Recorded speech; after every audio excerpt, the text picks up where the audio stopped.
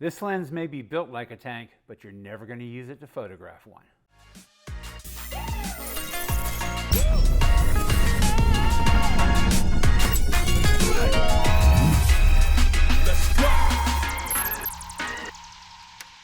Hi guys, this is Bill with Media Unlocked, and I am continuing this series that I'm doing on macro.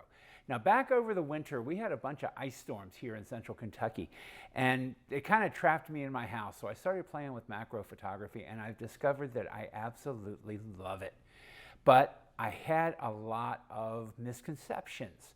My understanding of macro when I started was probably like a lot of people said, it was just close-up photography of interesting little things. But I have found out that it's a lot more to it than that. That there is actually some specialized gear that you needed. And I hope you checked out our videos on the Laowa probe lens that I had and the Platypod and things like that that have made macro photography much better for me and much more interesting. Now, I'm continuing the series of exploring what you can do with specialized tools in macro. And my friends at B&H were lucky enough to send me this lens this month. Now, this is another of this interesting series of Laowa lenses. Now, Laowa is not going to make a lens for normal photography. They make lenses for very specialized niche photography that the macro stuff is fantastic. This is the 25mm ultra macro. Okay, and I do mean ultra macro. We'll get into that in just a minute and into exactly what it is. But Laowa is really cool in that they've produced all of these very unique lenses. Now, the reality is, unless you're going to do a lot of macro photography, this is a lens you probably will want to rent for a little while from your local supplier as opposed to buy. It comes in at about $400 at B&H right now. So, you know, it's not that expensive of a lens, but it is very specialized and very, very useful once you get used to it. Now, let me talk about the specs for it for just a minute. It is f2.8 to 16. Its minimum focus is about 7 inches. Notice that it's about 5 inches, and your camera sensor is about 2 inches inside of your camera. So 7 inches, literally, and you'll see from the B-roll that we've got, is literally right at the end of this particular lens. So, you know, it's right at the tip. It gives you a great, absolutely fantastic magnification level. In fact, the magnification level goes from 2.5 times to 1 to 5 times to 1. That's 5 times life size. Think about it for a second, and I've got some pictures that I'm going to show you of one shot of a George Washington quarter that will just amaze you at the differences in magnification between the minimum, the maximum, and one in the middle of this particular lens. Now, it is small, as you can tell. It's only about 4 or 5 inches right here. It is very light. It's about 400 grams. That's about 14 ounces. It has 8 diaphragm aperture leaves back here, which gives you some really great bokeh. The more leaves you have, the more circular the bokeh. 8 is a fantastic number. And the specifics, it's got 8 elements inside here in 6 separate groups. So that's how the lens works. Now, my overall conclusions about this is an absolutely fun, fantastic lens to have. It gives you great reproduction, and as you'll see in the images that we've taken, it is as sharp as a tack. It's light, it's small, it's easy to use. And 5 times life size is just wild, guys. And you've got to see it to believe it. Now, it's got some pluses, it's got some minuses. First off, this is a fully manual lens. That means that if you're going to change the aperture, you change the aperture right here, okay? At the end of the lens. You don't change it on your camera body, you change it on your lens. In fact, your camera is going to tell you that you don't have an aperture. It's going to say aperture 00 because it doesn't talk to the camera. There's nothing in here that talks. You change your magnification level by changing this ring right here, and you notice it extends. That is 5 times magnification. That's 2.5 right there, okay? By extending it out, takes it closer, and again, we'll show you some pictures in a few minutes of exactly what this lens will do. And of course it mounts in, I've got a Canon EF mount, mounts in the same way all other Canon EF mount lenses do. Now, this thing is built like a tank, okay? It is all metal. I feel like David's behind the camera right now. I feel like I could throw this and bash his head in. You want to try, Dave? Nope. Okay, well, sorry about that.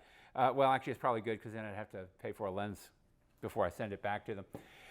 This thing's built like a tank, okay? It is all metal. Even the lens cap is metal, so everything is going to hold up. The pros of this lens, this is an extreme macro lens. It has great reproduction. Like I said, it's sharp as a tack. It's built to stand up to anything, just about. But it's got a few cons. Like I said, it's fully manual. Now, this is about as old school as it gets, guys. You literally focus this. There's no focusing ring on here. Once it's on your camera, you focus it by moving the camera, okay? Or your subject, of course. Either one. But there's no focusing ring. It has one spot focus, and that's it. Now, that focus point is different for each of the magnification levels. So if you shoot at one magnification and then change it to another, you've got to refocus and recompose in between. You can't just extend it, which, by the way, shows one of the cons of this lens, because this thing is tight when you extend it. I mean really, really tight. You are not going to be able to keep this on your macro platform and extend or retract this lens, okay? It's just not going to happen. This thing is really, really difficult to open up. It's difficult to focus. And why is it difficult to focus? Because the depth of field is so small. Well, one of the issues with this lens, and you're going to want to shoot this at f8 as much as possible, because that's really its sweet spot. I know 2.8 is beautiful. It gives you a great pinpoint focus on something and then everything else dispersing into this lovely bokeh. But the depth of field is so small in this. You're talking fractions of millimeters. If you're shooting at 2.8 wide open like that, literally, I was shooting a dandelion seed head. I couldn't even get the entire stalk of just that one little dandelion seed in focus at 5 times magnification. At 2.8, it's just, you're looking at, I don't know, just fractions of a millimeter in depth of field. If you take it to f16, you can get a much larger depth of field, of course, but I started noticing a little bit of vignetting in the corners, and that's a little bit difficult to deal with sometimes. So I tried to shoot it at f8 as much as I could, and that gave me a depth of field of maybe a millimeter, 2 millimeters, something like that. And you're going to want to use this lens to do a lot of focus stacking if you like sharp images from front to back, okay? And it will be really, really good for that if you have a focusing rail. So if you're going to do focus stacks with this, and if you're going to use 5 times magnification, I really recommend that you get a focusing rail. If you're using something like a platypod or any other mechanism where you're just moving the camera in millimeters at a time to do focus stacking, you're going to have a really, really difficult time getting all of the images that you're looking for in a good focus stack. Now, this is extreme macro, ultra macro photography, which has got a really, really big learning curve. One of the things that I had to learn about was light, because this takes a whole different level of light. I wound up using incredibly creative light designs to get enough light on my subjects. I used close-up desk lamps on goosenecks. I used flashlights to do a lot of light painting with it. In short, you're going to learn a lot about very, very small but important pieces of light, and it's going to take a lot more light than you think it's going to take if you wanted to use this lens. In short, this is a fantastic lens for macro photography, and I really do recommend it. But be aware, it's got a few tightness issues.